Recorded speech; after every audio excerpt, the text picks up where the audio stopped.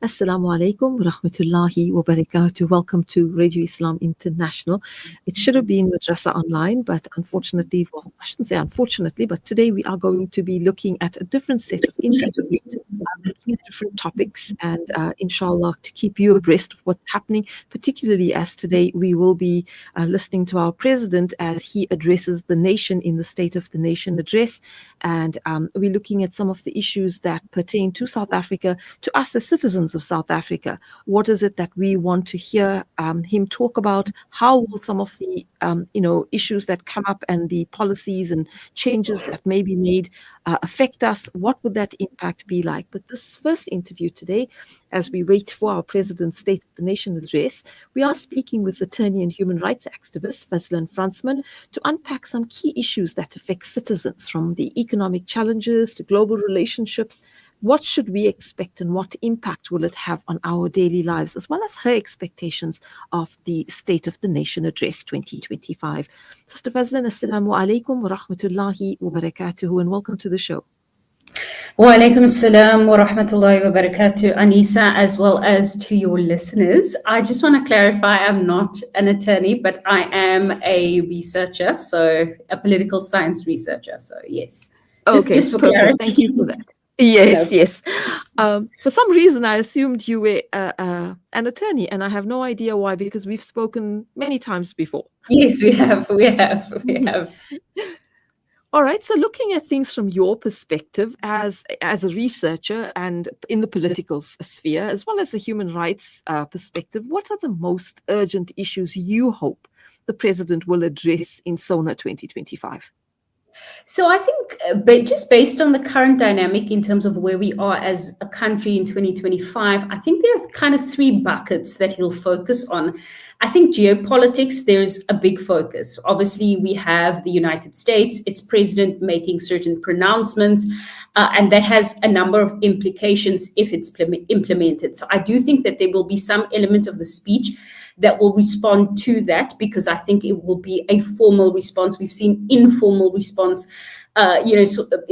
from politicians and the presidency, but I think this is where the president will kind of outline and explain basically how South Africa will deal with what appears to be a United States government that is more aggressive and more likely to listen to conspiracy theories than facts. So I think that's the one element.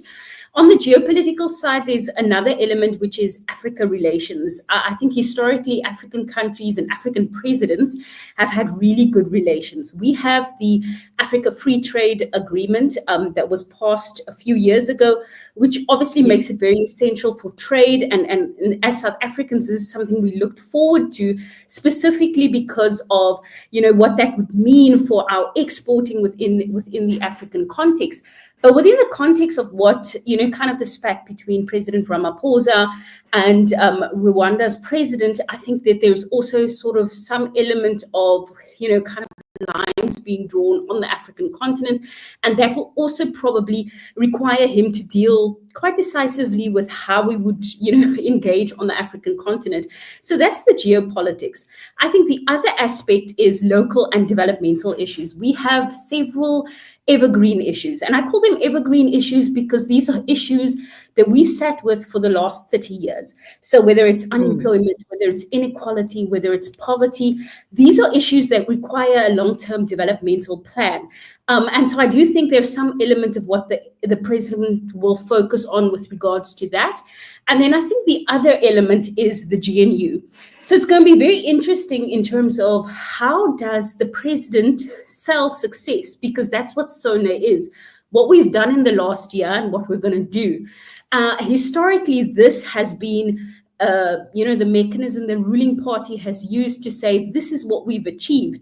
But with a coalition government, and it essentially is a coalition with several coalitions, but essentially it is a coalition government. How do you, claim achievement as the ruling party when there are achievements from smaller political parties?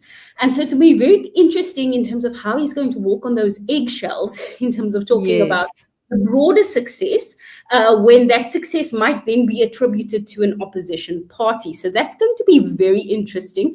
And then I think it's going to also be interesting in terms of the agenda that is set, because in the GNU we have parties that have diverse economic policies. We have parties to the far right, we have parties to the center, and then we have center left, which we hope the ANC still is. And when you set a national agenda, which is part of what SONA is, when you set that national agenda, you've kind of got to say, these are the policies we're going to implement for our developmental plan. But one of the key issues is economic growth. And if you take, for example, the DA's lens of looking at what economic growth means, historically, that is very juxtaposed to, for example, the ANC's way of looking of how we do, of how we should go about sort of economic growth. So it's going to be interesting in terms of how does he set that agenda for parties to implement in his GNU cabinet that have differing, ideologies. Yes, yes. So we're seeing basically it's going to be, like you said, he's going to be walking on eggshells, or he has a really good plan in place. Yeah, you see the challenge that I think we have as a country, and this is the challenge of democracy, is that essentially you have 5 years. And it's very difficult to implement long-term developmental plans with 5 years, because within that 5 years, the first year, the government is setting itself up. You have new ministers, everybody, as they say, a new broom sweeps clean, right? Then, Yes. the next year, policies start getting to be implemented. And then in the last 2 years, you actually start thinking about, how do I campaign again? So in essence, you essentially have about 2 or 3 years of that 5 years where it's really getting down to business. And that's very difficult in terms of when you're looking at implementing a long-term developmental plan, because if you implement a long-term developmental plan, it requires time, it requires, kind of a long-term lens. And I think this is the challenge that we face. So we then have to benchmark ourselves and look at countries in the developing world that have implemented developmental plans and ask ourselves, how did they go about that? Because that's really the question we need to ask. And this is how we should be holding the president accountable. We should be saying, Mr. President, what does the next 5 years look like? Are we going to be able to halve unemployment? Are we going to be able to halve poverty at the very least? And then go backwards and say, what are the policies and positions that we're going to then take? I personally do not think that we've really had a developmental plan since we've had the National Developmental Plan. And the National Developmental Plan technically was a 2030 plan. We're not at 2030, but you don't really hear anybody in government talking about NDP anymore. In the beginning, there was all this hype about how we're going to implement it. Now it appears that it's fallen by the wayside. So the real question is what is our broader national guiding document with regards to addressing poverty, inequality, and unemployment? And I don't see one that is at least in the public space. Mm-hmm. Now, the major concern, or one of our major concerns, I should say, is the obstacle to progress as well, is the legal and structural changes that could help us restore public trust in the government, particularly when we look at corruption in our country. How do you think he could handle that? I think one of the things that has happened, at least in the Ramaphosa presidency, is that firstly, the conversation of corruption has shifted so dramatically since we've had the GNU, right? And so I think that's the first element for everybody to understand, because we don't speak about corruption as we spoke about it in his first term, and certainly as we spoke about it in President Jacob Zuma's term. So there's definitely has been a shift from a sentiment perspective.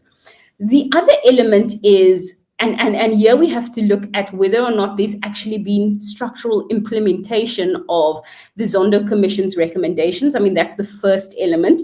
And then also, obviously, whether there has been structural implementation with regards to ensuring that whatever took place during the period of state capture is actually that we've rectified that we've put policies and things in place to change and kind of legal frameworks to change that. And I don't think necessarily that has been the case. We do, for example, and I'm going to use a very practical example.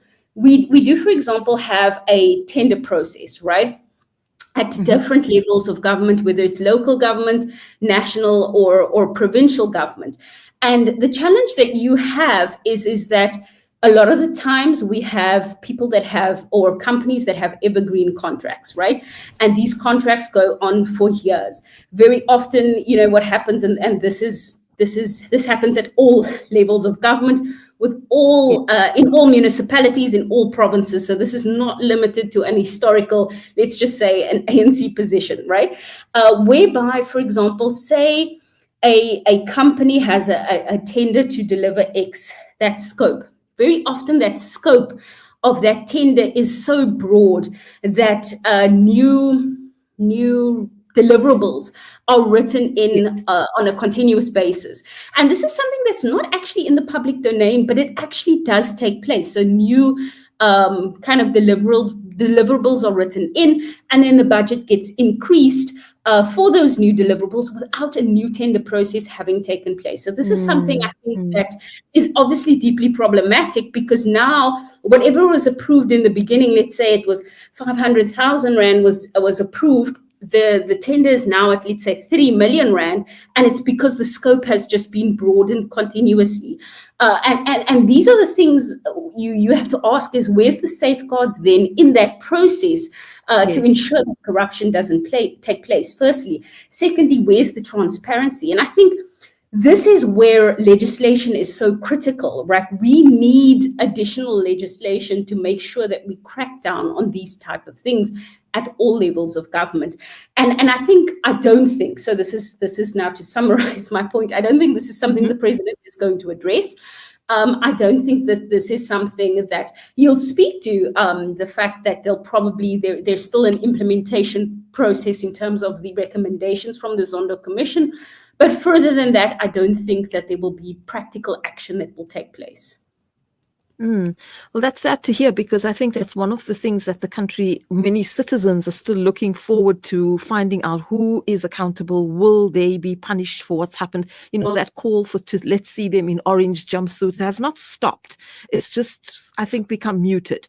So I think that's one of the things that I would like to find out, because yesterday I did speak to Amnesty International South Africa Executive Director Shanila Mohammed, and she brought up Amnesty's brought up the issue that the president should look at whistleblowers and how they are protected in our country, because that's another question when it comes to corruption, or another point that we need to take into consideration, especially when we look at the number of whistleblowers who have their lives threatened or have been killed over what they've done for the country. So that was one of my concerns, I think, when we look at it. But lastly, given South Africa's diplomatic challenges, including now its stance on Palestine and the BRICS relations, how might global politics shape our future? What are your thoughts? I think there are several aspects. So I just actually this morning spoke about the fact that I think President Donald Trump, the US president, has lit too many fires in this last week that I don't really think, and I hope I'm wrong, but I don't think that there's going to be implementation on a lot of them. I think it's a lot of talk. I don't think necessarily it's going to be backed up by action. That's the first thing. But just in terms of South Africa, and this is the irony of this whole situation. So we had a group of lobbyists from South Africa go to the United States to lobby the US government, just in terms of, the ANC implementing what they say is a racist expropriation bill or expropriation act, because obviously it's been signed into law now. The reality of that situation is that South Africa, ever since Trump's first term of office, has been there's been renegotiations with regards to AGOA. AGOA is our trade agreement with the United States.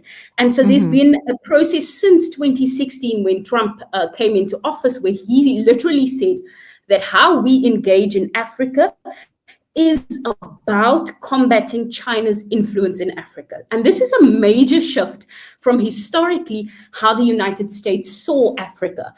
They saw Africa as a mechanism to, whether it is push democracy or whether it is actually to really help. That's obviously an ideological perspective. But with Trump, the shift was very clear. And there was documents that they put out. This was our Africa policy. And so we understood very clearly how we were going to deal with Donald Trump within that context. Now, that has shifted slightly, specifically because of these lobbyists that have been lobbying.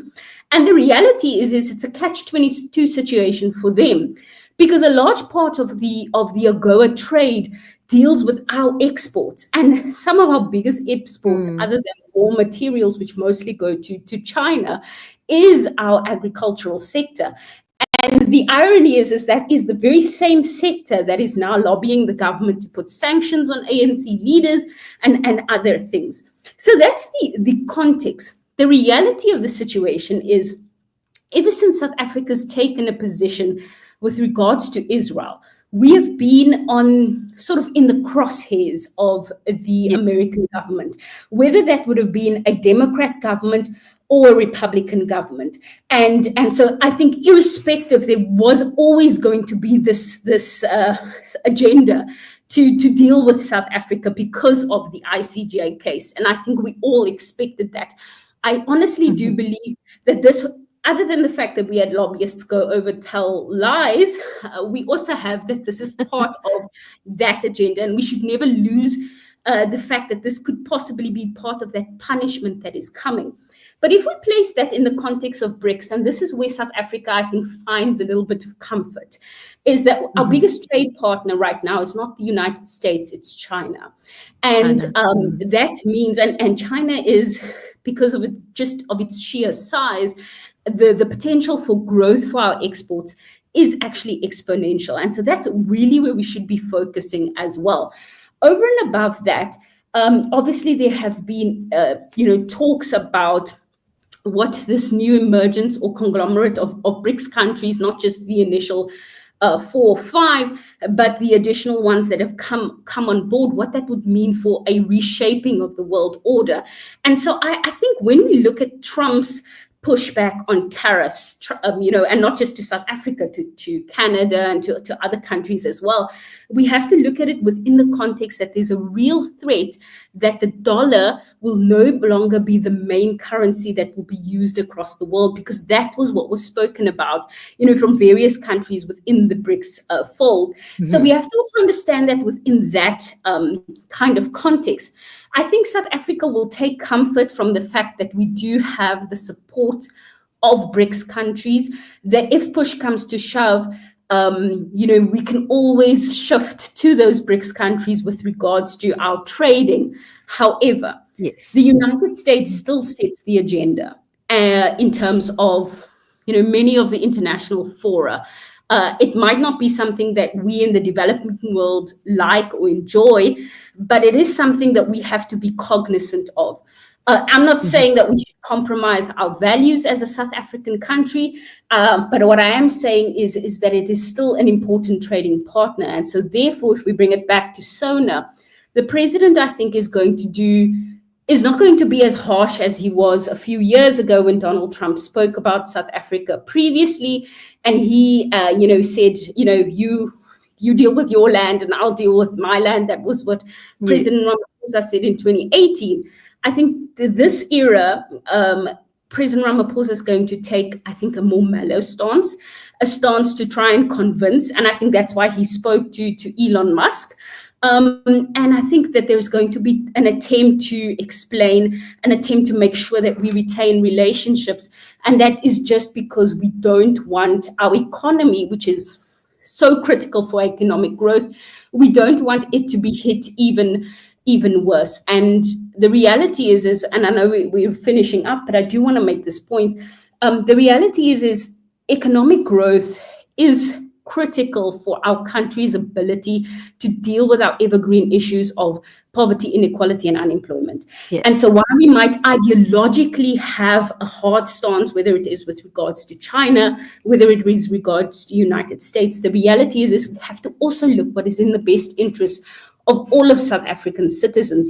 And trade is an important aspect because trade enables us to have a market that is bigger than the people in this country. And that's why I also think if we speak about the African continent, I think we will see the President Ramaphosa backtrack slightly, simply because of that same fact that trade is so important even in the African continent. And we don't want a situation whereby African, countries are pitted against each other. And I want to reiterate, this is even though we might have strong ideological differences with them. But the reality is, and this is the basis of our foreign policy, former Minister Naledi Pandor used to emphasize this continuously, that we have to operate from our national interest when we engage in foreign policy. And this is something that is very important. And part of that national interest has to be economic growth. We have to deal with unemployment. So to summarize very simply, I think the president is going to have a mammoth job of kind of putting out all these fires on an international level, simply to secure, what we hope would be, better relations, so that the people of this country can actually benefit through trade and other aspects related to economic growth. All right. Well, shukran for your time, Fazlin. Much appreciated. And I think, yes, he does have a mammoth task. I don't envy him as the president or even in this position today, but I'm sure that he's done very well previously, and hopefully we'll see that again today. Yes, I definitely think so. And I mean, it's an unenviable job to be the president of the country. Yes. I think many kids, when you're young, you say, I want to grow up and I want to be president. But the reality is it's you have the responsibility, or if you look at it in an Islamic context, you have the amana to shepherd this entire nation and to implement policies that will improve people's lives. And that is not easy. And even more so in this government, when people are pulling you in 10 different directions. Absolutely. Well, shukran for your time, and hope we watch the address today, and maybe we'll chat again, inshallah. Yes, inshallah. Shukran so much. Afwan. Assalamu alaikum wa rahmatullahi wa barakatuh. Wa alaikum salam wa rahmatullahi wa barakatuh. And that was Fazlin Fransmans, researcher, not attorney, researcher and human rights activist, talking to us about what she's expecting from SONA this evening. So stay tuned, because we are going to now talk to Ricardo Marman, who's the author of the book The Subversion of South Africa, and also the founder of Show Us the Virus movement and president of the Azania Peaceful Revolution.